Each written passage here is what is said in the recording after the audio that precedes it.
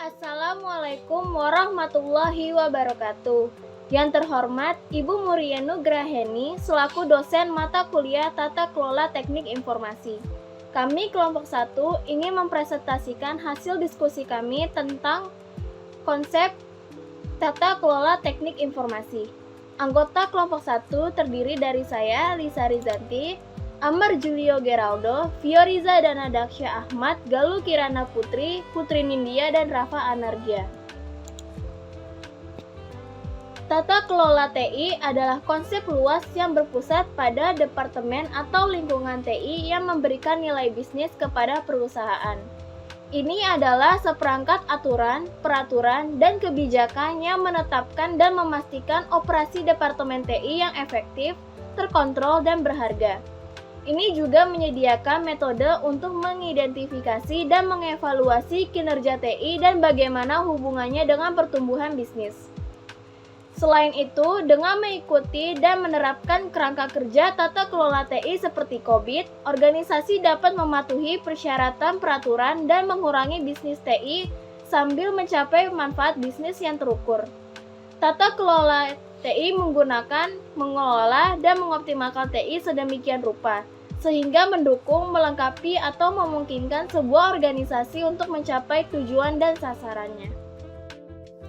Beberapa model standar tata kelola TI yang banyak digunakan saat ini.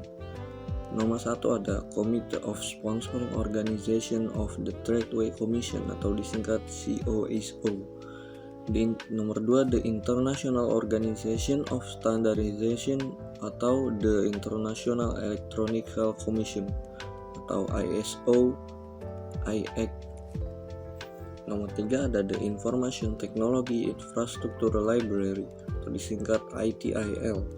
Nomor 4 ada Control Objective of Information and Related Technology atau disingkat COBIT.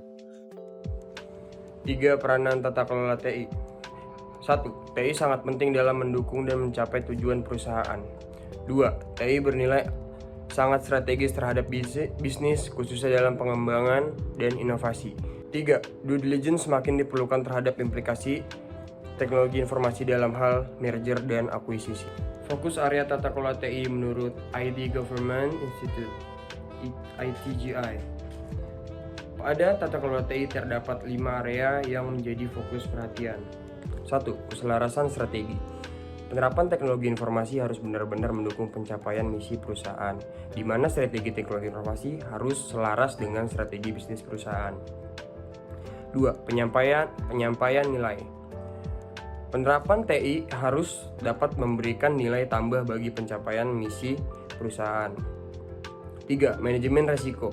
Penerapan TI harus disertai dengan identifikasi resiko-resiko TI sehingga dampaknya dapat ditangani.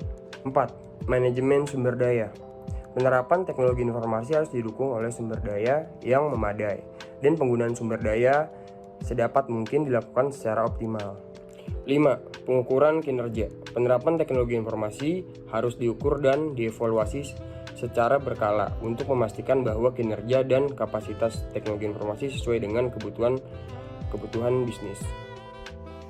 Tata kelola TI merupakan bagian yang tidak terpisahkan dari tata kelola perusahaan yang terdiri dari kepemimpinan, struktur organisasi, dan proses demi memastikan keberlanjutan organisasi TI dan pengembangan strategi dan tujuan organisasi.